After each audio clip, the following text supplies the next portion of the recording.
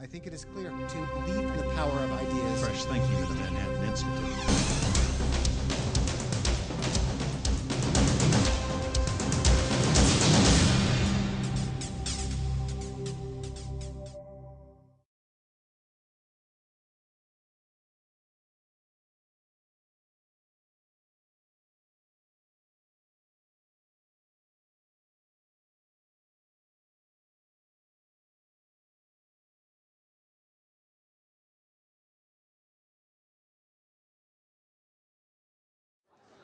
On behalf of the Manhattan Institute's Board of Trustees, our President Larry Moan, and all of my colleagues, I'd like to welcome you to the 2011 Urban Innovator Award Ceremony. My name is Michael Allegretti. I'm the director of our Center on State and Local Leadership here at MI. And just a little bit about the center, we work to spread reform, smart reform, reform across this country, working in states and cities that vary, places like California, Illinois, Detroit, places that are in trouble, on a host of issues. Public sector reform, something we'll speak about today. Education reform, policing, broken windows policing, specifically, prisoner reentry, a host of issues. But today specifically, as states and cities continue to grapple with dwindling tax returns, a persistently tough economy, and just let's face it, general malaise, there is such a crucial need to reform the public sector, specifically public sector pensions. It's been a critical focus of our center. On a daily basis, our experts join with scholars and experts from across the country, 22 in fact, to contribute to a site called publicsectorinc.org. And I'd like to take a moment to welcome all of our viewers who are watching the live stream of this event on that site right now. And on this site and across various centers of MI, we're always looking for leadership, examples of leadership that we could hold up to others across the country who want to make a change. We look for leadership that offers a policy model. Here's how you do the specific things to get change enacted, but also a political model. Here's how you make it feasible in your existing political constraints. One without the other doesn't really work. And as you'll see momentarily, this year's honoree truly embodies that type of leadership. So what is the Urban Innovator Award? Well, it's in its 11th year. It is a decidedly non-partisan prize. Democrats and Republicans have won it many times. This prize epitomizes what the Institute stands for, and that is showing that effective government, getting in the weeds and changing government, making it more effective, is the key to making cities, states more prosperous and ensuring that the people who live in those cities and states can flourish on their own. And that's what our honoree has done in Rhode Island. In doing so, this prize is intended to inspire leadership across the country, leadership next door, perhaps leadership around the world. The award has previously gone to some pretty noteworthy folks. Indiana Governor Mitch Daniels for his use of private financing to improve public infrastructure, something perhaps we should mention to our governor at this time. Miami Mayor Manny Diaz for his work in securing the city's finances and making the city safer.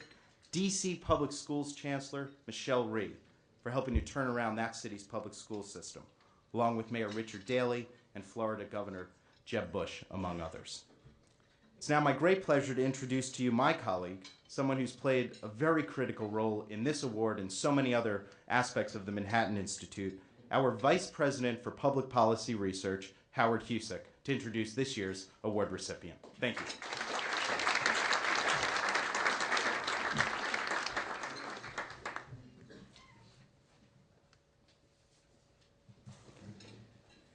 Good afternoon. It's my privilege to introduce Gina Raimondo, the winner of our annual Urban Innovator Award. And to help you understand why we chose her, I'd like you to consider the situation that she faced just 1 year ago when she took office after her election as General Treasurer for the state of Rhode Island.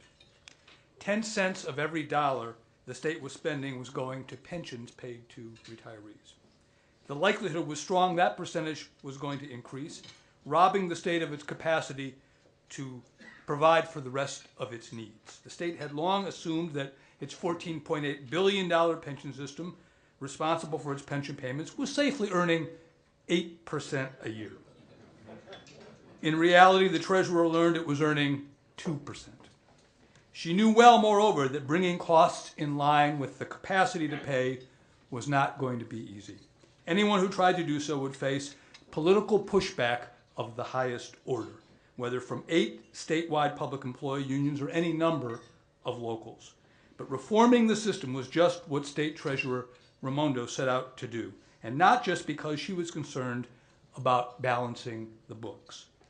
This daughter of Providence Democrats saw that Rhode Island's public facilities and public goods, its highways, its bridges, its schools, or the library where her immigrant grandfather taught himself English, were crumbling, starved for funds. Social services for those in need were under threat. And so it was that when she proposed state legislation to rein in pension costs, she had, as reported by the New York Times, a ready answer for a tough question asked to her by the head of the Cranston, Rhode Island Firefighters Union when she brought her plan to a crowd at the Cranston Portuguese Club.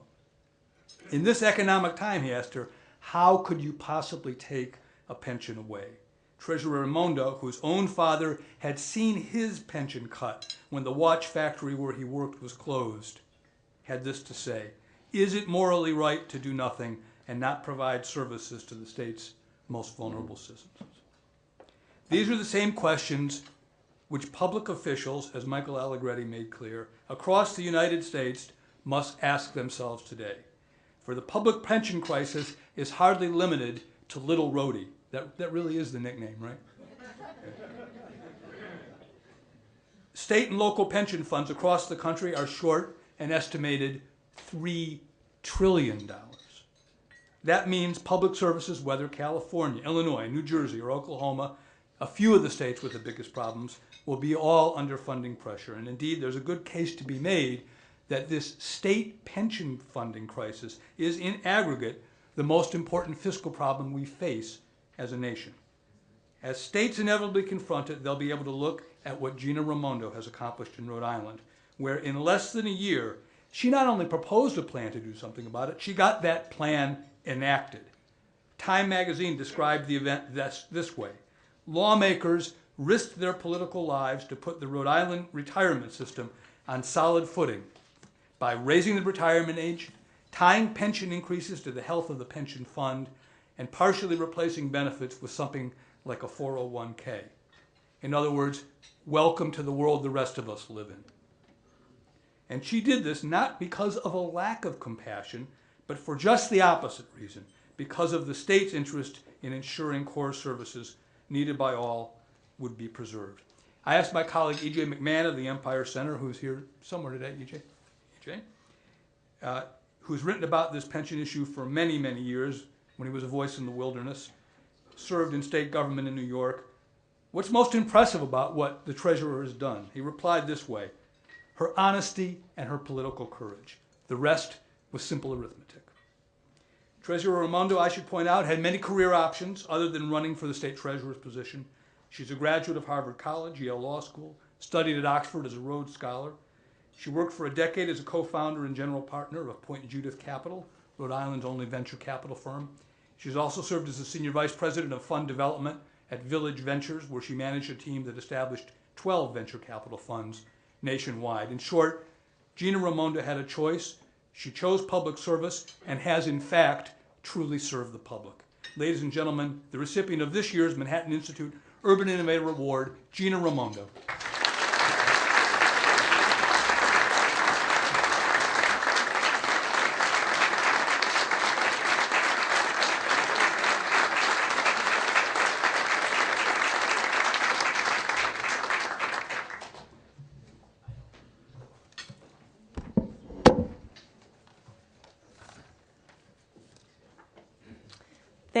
Thank you, Howard, for such a warm and wonderful introduction. And thank you to the Manhattan Institute for honoring me and for choosing Little Rhode as your focus for this award. It's a great honor for me to be here, and a special thank you to you, Michael, for your wonderful work in organizing this event and last night's dinner. So I will tell you, today is my 1-year anniversary as a public servant. I walked into the State House exactly 1 year ago today. And as I think back on my year, I smile. I laugh a little bit that I'm not sure we knew quite what we were getting into. And I smile really at all that we were able to accomplish for the people of Rhode Island in just 1 year. And I'll share with you a little story because I spent 10 or 11 years in the private sector before launching into the public sector. And I will tell you it was quite a transition going from venture capital to the State House of Rhode Island. And one of my first weeks in office, it was early January a year ago, and I decided to work a little bit late one night. It was late at night, I was alone in my office, and I walked out to the front door of the State House, and there was literally a padlock on the front door. I was locked in the office. And I looked around, and I couldn't find anyone. And I called my husband. I said, I'm locked in the State House. Long story short, I found a Capitol police officer who was very kind. He unlocked the door. He walked me to my car. He helped me get into my car. He was very nice. And he looked at me and he said, Treasurer, this doesn't usually happen, you know. And thus began my career in public service. But it has been quite a transition. And I have to say I've learned quite a bit in the last 12 months about government and politics and how to get things done in government, which is, of course, what this is all about. Now, I used to begin my pension talks by saying that Rhode Island's unfunded pension liability was among the highest per capita in the nation. We had a $7 billion unfunded liability, which is enormous for a state of our size. We had a system which was 48% funded, less than 50% of the assets we needed to cover our liabilities. And quite frankly, we were running out of money. 25 years from now, it would have been depleted. I'm very pleased to stand here before you today and to tell you that through the reforms we enacted, we have saved the people of Rhode Island $4 billion over the next 20 years. We have cut our unfunded liability in half. We've brought our funding ratio to over 60%. And we have, importantly, made our budget payments into the pension steady and predictable and affordable for decades to come.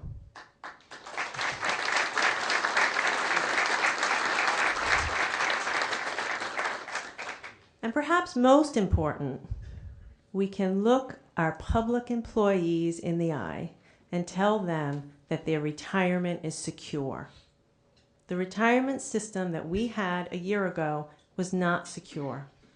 It was a promise that likely would not have been met, and they deserve better.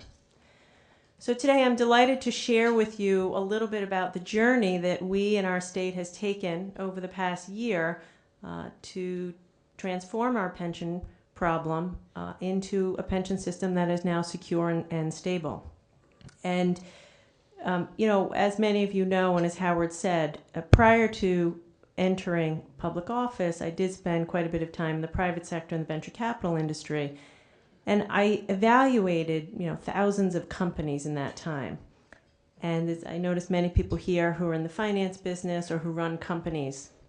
The greatest learning that I think I took from my years in the venture capital business is that the best CEOs are the ones that tackle their problems.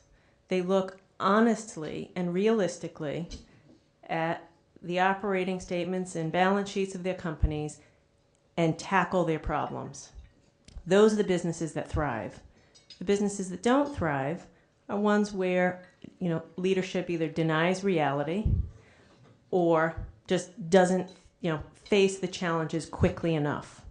And so it's from that and that context that I bring to government this sense of urgency around honestly assessing our problems and tackling these problems. And as Howard mentioned, we had a devastating problem. 10% of our budget went to the pension, and it was going to be 20% in about 5 years, on its way to 30%. The consequences to the people of Rhode Island of not fixing this pension were enormous. This pension debt was an anchor preventing our state's growth.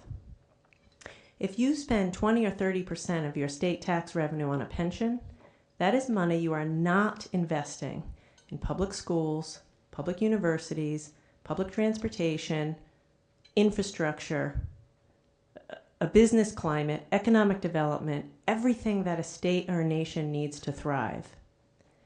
And furthermore, the way our pension system was constructed, it was deeply unfair to the youngest public employees. 2/3 of their pension payments were going out the door to pay for current retirees. So we clearly had a system that wasn't working for anyone. It was broken. And nationally, as we've heard, pension debt around this nation is anywhere between $3 and $4 trillion. A lot of smart finance people. Try to get your head around that number, $4 trillion. You know, when the TARP bailout at its peak, this nation was prepared to spend $700 billion. This pension crisis is many times that. Our process in solving this had a few key steps that I'll briefly step through, and then would love to answer questions. The first step that I believe was critical to our success was that we took great pains to define the problem. And, you know, we updated our actuarial assumptions. One of the very first actions I took 2 months into office was that we led the charge to reduce the rate of return assumption from 8.25 to 7.5. Now, I know you're all laughing, how are you going to hit 7.5? But that was a tough vote. We were only able to get it done by one vote. And it was, frankly, it was a huge step forward towards honesty in the way we evaluate our pension problems. And after we did that, my office and I prepared a report called Truth in Numbers.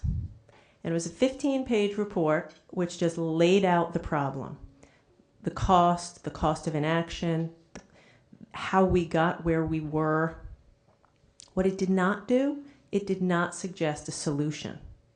It just laid out the problem and the consequences of doing nothing. And I'll tell you, that was awkward at times. Many people, I walked around, I walked everywhere with that report. Anyone willing to listen to me about the pension, I took out Truth in Numbers. And it became to the point where people would say, all right, already, we know there's a problem, what's the answer? In fact, my 7-year-old daughter, one of the benefits of politics is she reads the paper every day, and one day she picked up the paper, and there I was again on the front page, and she said, Mom, the pension, you haven't fixed that yet? And I think she was voicing what a lot of Rhode Islanders felt. Like, yes, Treasurer, we get it. What's the answer? But I will say it was critical to our success to let the problem sink in, the enormity of the problem, and so people would feel ownership in the problem and ultimately its solution. And I do think that was important. The second thing is we focused on math, not politics. You know, very early on, that was the tagline. This is about math, not politics. And I think that was vital. We had no finger pointing, no casting of blame. You know, as Howard mentioned, I spent many nights in front of crowded union halls, hundreds of not always pleased or pleasant, union employees. Never blamed them. Focus on the math. We acknowledged that public employees were going to be asked to sacrifice. We acknowledged that we were changing things for them, and that was a challenge, and it wasn't their fault. It was the fault of a system that was poorly designed. But we also acknowledged that the average Rhode Islander is struggling, can barely pay their bills, have no pension themselves, and would be facing drastic service cuts or increases in taxes if we didn't fix this. And I think if I could, leave you with one message, it's in focusing on the math, leaving the rhetoric beside, we allowed people to think about the consequences of doing nothing, and suddenly eventually people realized this was an everybody issue. This was in everyone's best interest to solve this problem. This was not a Democrat versus Republican, private sector versus public sector unions. If you confronted the math of the problem, it was in everyone's interest to fix it. And the other thing that it did was it allowed a coalition of support. We really had a campaign in favor of pension reform. And I'm pleased to see some of my friends from Rhode Island here today who were part of that campaign, and I thank you for your work. And that campaign was a very broad-based coalition. It had business, which is kind of a typical supporter of issues like pension reform. It had nonprofit institutions. It had social services, people from the healthcare industry. Because when you focus on the facts, you realize, absent pension reform, schools suffer, hospitals suffer, nonprofits suffer. Funding would be cut for so many vital public services. You know, another key component was that I led for a year an unrelenting public relations campaign, educating the people of Rhode Island and the General Assembly of Rhode Island around the pension. We formed a pension task force. It was 12 people. 4 of the 12 were from organized labor. It was very important that we had everybody at the table. Everything was transparent. You know, everything we did was in a public meeting or up on my website as soon as we did it. It was vital to us that this was an open process and everybody participate. And in fact, we even had a public comment period, so people of Rhode Island could send us your best ideas about pension reform. And we did receive a few good ideas from that. And frankly, some people just vented, and that was good for the process too. A quick story on that is about 2 days before, or in the days before I was about to present the bill to our General Assembly, somebody leaked the bill to the Providence Journal. 220 pages of leaked legislation, days before we were presenting it to the General Assembly. So politics did enter the equation at various points. And of course, you know, I got the call at my house, 10 o'clock at night, Treasury, you have to come to the office, somebody leaked the bill, and we were all nervous about it. Do you know what the story was? There was no story, because what everybody said was, this is just what she's been saying. There's nothing in here we haven't heard before. All the ideas in here have been up on our website, and she's been talking about it. I would also like to give a shout out to the Providence Journal and thank them for their fantastic reporting. They had 6 or 7 reporters on the issue. For better or for worse, we were on the front page of the paper every day for 10 months. But their reporting of this issue was fantastic. They covered a tough issue incredibly well. And I think as a result, at the end of the day, no one can criticize the process. It was long, it was thorough, and it was open, it was transparent. The other result of this public relations campaign is that something very special happened in Rhode Island. Everyone was focused on the pension. No matter where I went, literally, the beach, my daughter's soccer game, school, the street, parking my car, somebody wanted to talk to me about the pension. In fact, we did invest in a beach cover-up after one of our events. I was with my family at the beach. But a lot of people, most people say, keep up the fight. I got a lot of keep up the fight. Some people were anxious. What does this mean to me? Everybody pleaded for fairness, but it was democracy in action. The people of Rhode Island were engaged and calling for action. And what we did throughout all of this was we tried to focus on the long term, on lasting solutions. You know, so often when municipalities or states tackle pension reform, they say, what changes can we make this year to the pension to balance next year's budget? And I don't think that's the right question. You know, we were committed to finding a long-term solution. So we began with a different question. We said, how do you define retirement security? What does it mean to have a secure retirement? And then let's get to work to design a system that provides retirement security, but that is affordable for the state and sustainable over the long run. And by beginning there, we were able to, in the end, design a system that I believe will sustain itself for the next 20 or 30 years, not just through next year's budget. So I'm pleased to say the result of this long process is that in November of last year, the Rhode Island General Assembly passed the Rhode Island Retirement Security Act by overwhelming majorities in the House and the Senate. It was bipartisan, and very few people voted against it. And I have to give I owe a great debt of gratitude to the Speaker of the House and the Senate President, who were fantastic leaders, who were courageous, and who led this bill to its passage. The reform itself, as Howard said, instituted a combination defined benefit, defined contribution, fundamentally shifts some of the risk from the taxpayer to employees, so it's a risk sharing. We increased the retirement age, and we suspended cost of living adjustments until the plan is healthy, defined as 80%, which will be 15 plus years into the future. All employees were impacted. We did not just single out the youngest and the newest employees. Retirees had to do their part by giving up the cost of living adjustments. Active employees did their part. It was very important to us. If you earned a benefit, it was yours to keep, but going forward, whether you've worked for 20 years or 2 years, you were called upon to have some change. In the end, for Rhode Island, this was about choices. In any other municipality or state that chooses to take the path of pension reform, it will be about choices. And I know that here in New York, under the leadership of Deputy Mayor Steele, that work is beginning. It's about choices. And we in Rhode Island chose to invest in our future.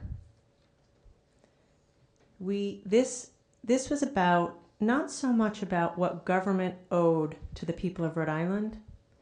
This was about what we as Rhode Islanders owe to one another.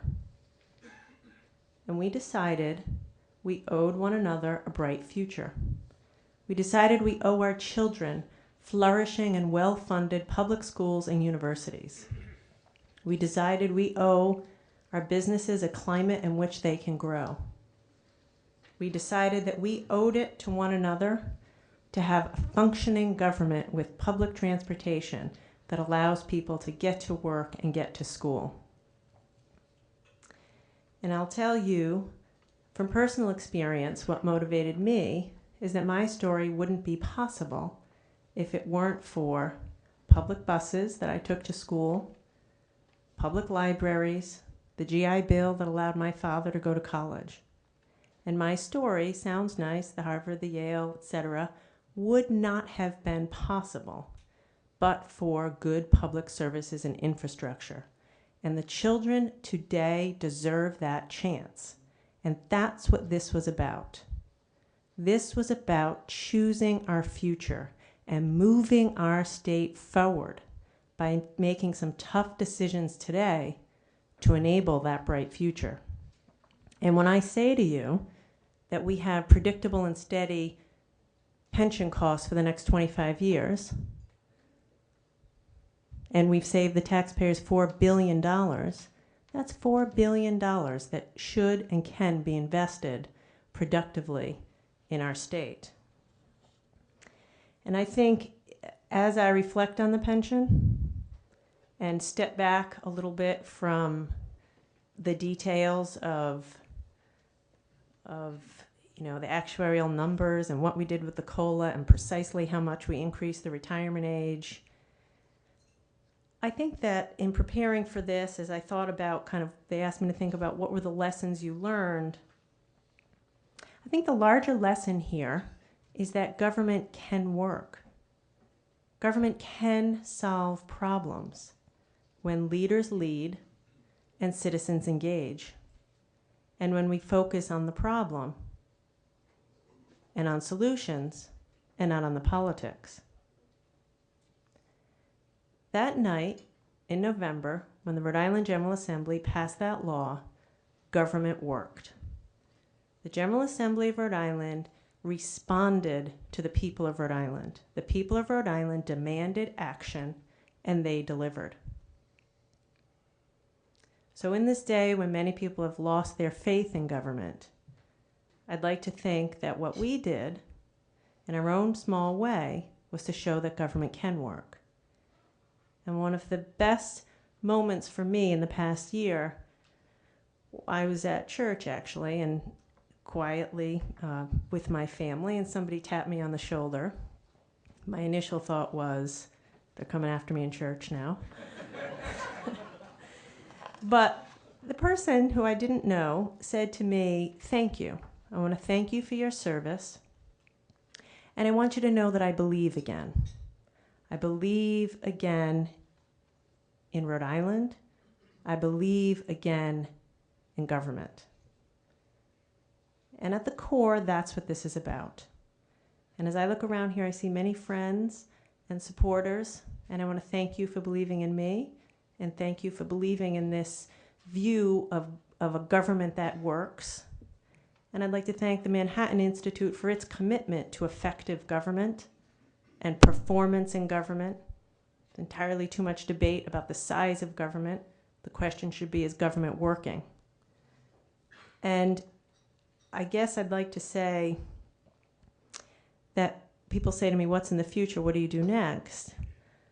Continue on this theme, which is that engaging the public, holding public leaders accountable for leadership, coming together as a people to allow government to fix problems and get our state and ultimately this country back on the track that we need to be on. Thank you.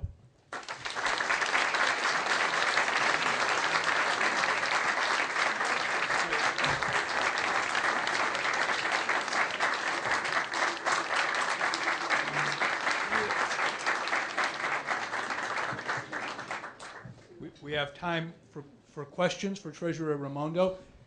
If I might, just real quick, you said math, not politics, but I can't help but wonder whether in those early days somebody didn't take you aside and said, do you understand, this is the third rail, and there are going to be very powerful forces that have traditionally been very successful in this state who are going to give you a really hard time. Did that happen, and how did you react? Mm-hmm. So a year ago, nobody thought that this was possible. In fact, in a way, I believe that helped us because folks said, well, she's a rookie. She'll eventually figure out this is impossible and she'll give up, which, of course, didn't happen. But even my closest friends and political advisors said to me, stay away from the issue. Yes, we know it has to be done. It's a very interesting topic. Very few people would engage with me and say, we disagree with you that there's a problem. Inevitably, people said, we know there's a problem, but the politics are too tough, so you ought to stay away from it. And I think we just decided it was time to get this done. We decided it was time to do the right thing and just leave the politics aside. And as it turned out, I think that was the right thing to do. Questions? Josh Barrow is somebody who actually was part of the process in Rhode Island, our Riston fellow. Hi, Treszura Raimondo. I want to congratulate you on the remarkable reform that you all got done there. And I believe this will put the statewide systems on sound footing for 20 or 30 years. But Rhode Island also has a number of severely troubled local pension systems, including, I believe, the one in Cranston is less than 20% funded. I was wondering if you could comment on what needs to be done about those, and also more broadly, what's the appropriate sharing of responsibilities between state governments and municipal governments for retirement systems? Mm-hmm. Great question. So the system that we reformed is the state-administered pension system, which is the state, all teachers, and most municipalities. There are a handful of other municipalities outside of the system, such as Providence, most notably in Cranston, and many of them need to be reformed. The challenge there is that, as treasurer, I have no authority or really jurisdiction to get too involved, whereas in the other systems I was the fiduciary, I chair the retirement board, chair the investment commission. I believe that what we did at the state level provides a roadmap of reform really for anyone who's interested to tackle the issue. And in fact, my office is now preparing kind of a pension toolkit, and I plan to sit down with municipal leaders, I've already started to do it, and help them, step them through kind of what they ought to do if they're serious about pension reform. And I'd also like to think that, so much of this is just providing political cover. It's okay to do it. And as treasurer, I will be pushing these municipalities to act now, to act today. In the reform we passed, we set out a very aggressive timeline for municipalities. They have till the end of this year to present to the state a rehabilitation plan for their plans. And I think part of my job is to hold them accountable and say, can I help you produce this plan? And I need to see it by the end of the year. Other questions? Our trustee, Chuck Bruni. On another big topic, the timing seems ideal for somebody to take the ball on privatization.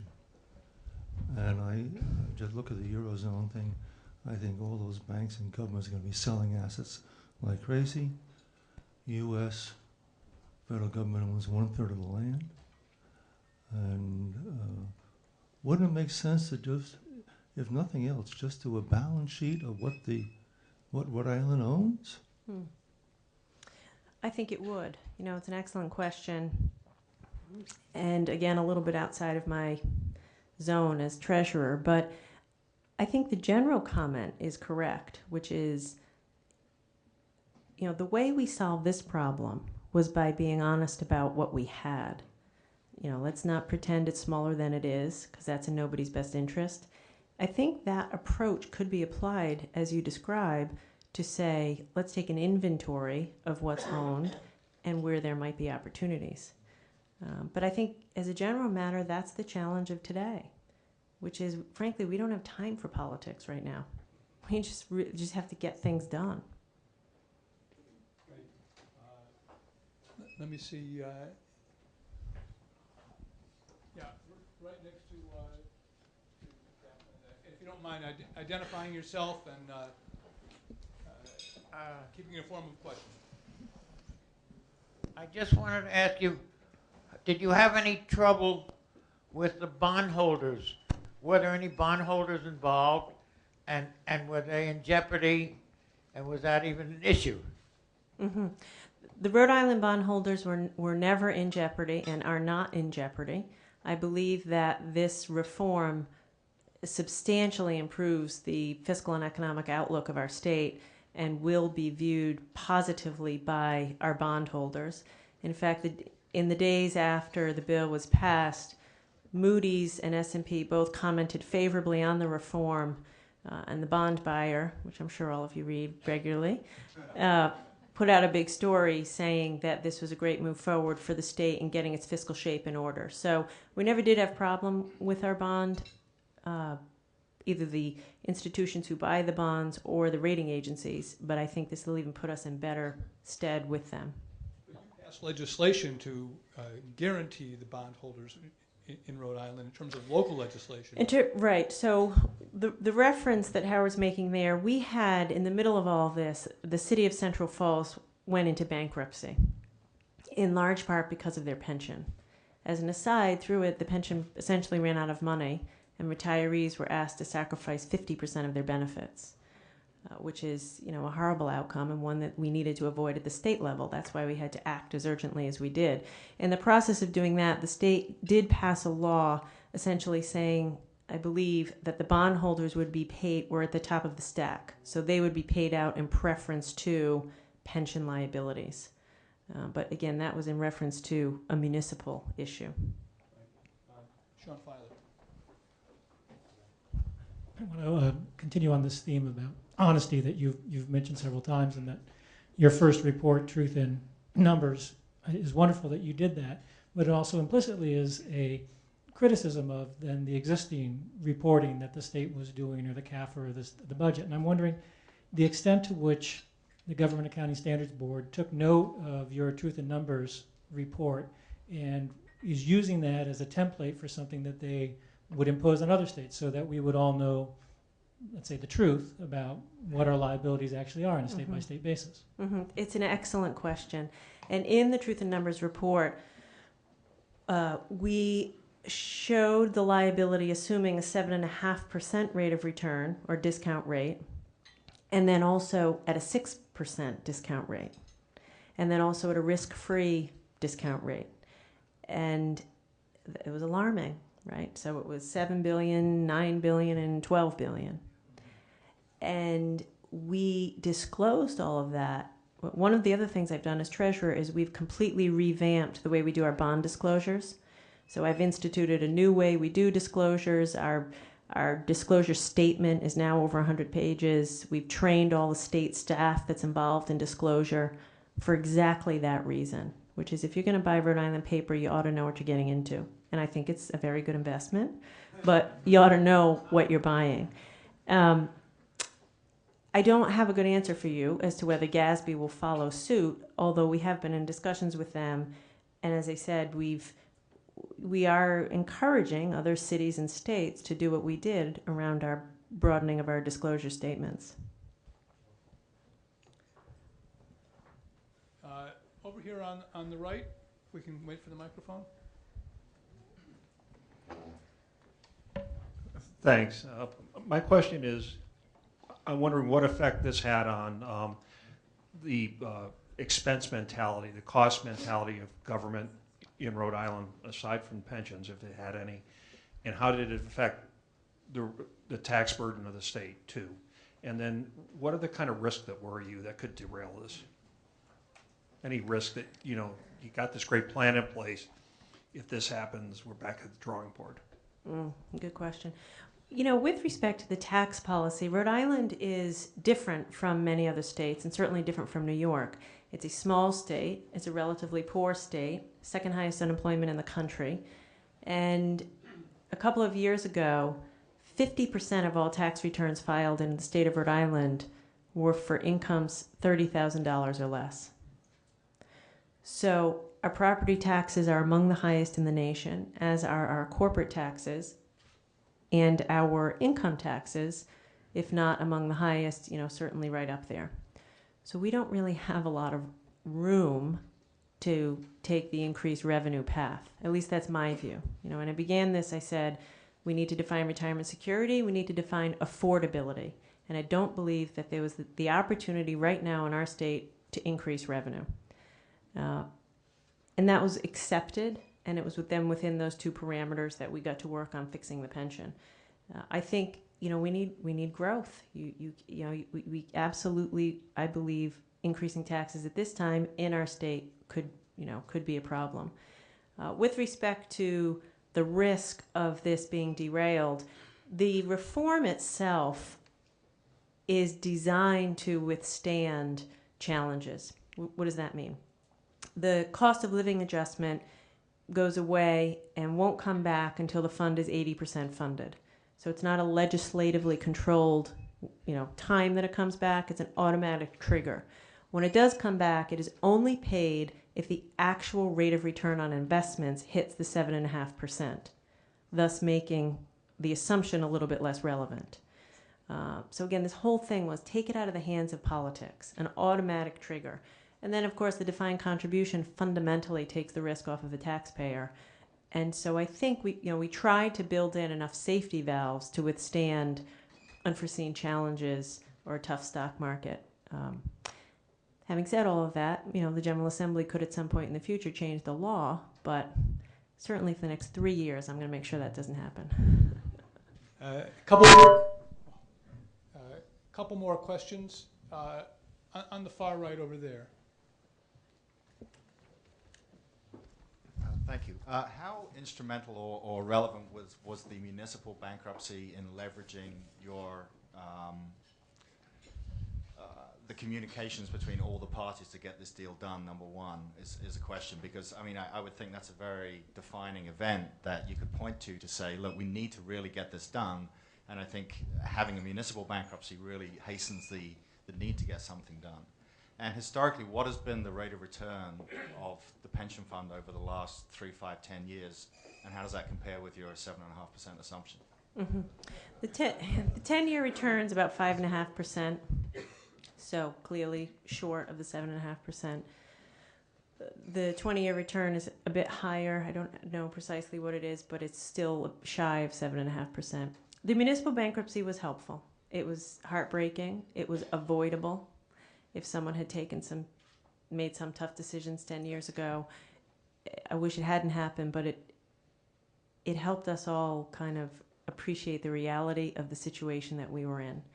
And when the actuary said to us, your pension fund could run out of money in 25 years under these assumptions, it was believable.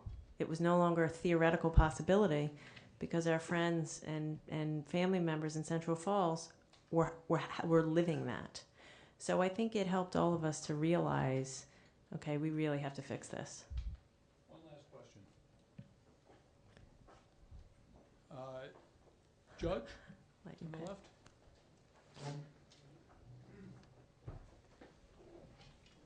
I have two half questions. One is that, how did you get to be state treasurer? Were you elected or appointed? Yes, And so- elected position. And you have a 4-year term? Yes, elected to a 4-year term. Yeah. I see. And could you tell us something substantive about the reforms that you put into effect? What do you think is the single most important one? The freeze, the COLA. Do you pay extra money if people get overtime in the last year? Do they, are there abuses of pensions or sick leave or things like that? What, if you can very briefly tell us the substance of what you did. So, yeah, at the end of the day, it was over 100 pages for a reason, which is we really tried to soup to nuts comprehensively reform the pension, whether it was taking care of spiking by disallowing overtime pay, increasing the retirement age. I think probably the two most fundamental changes from a cost perspective were the suspension of the COLA. I mean, it's a very dangerous combination of a young retirement age and a compounded cost of living increase. You retire at 55 or 60, you live to 80, you get a 3% raise every year. It just doesn't work. And then the move to a partial defined contribution plan.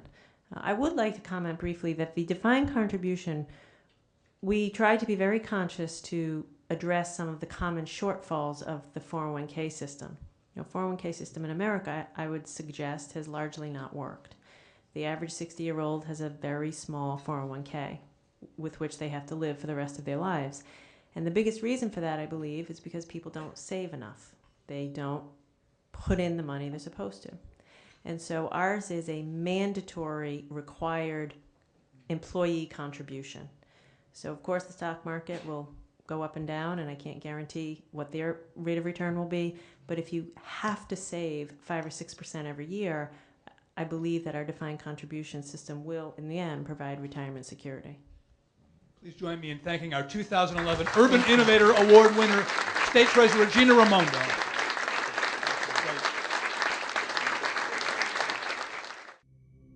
I think it is clear to believe in the power of ideas. Fresh thinking of the Manhattan Institute.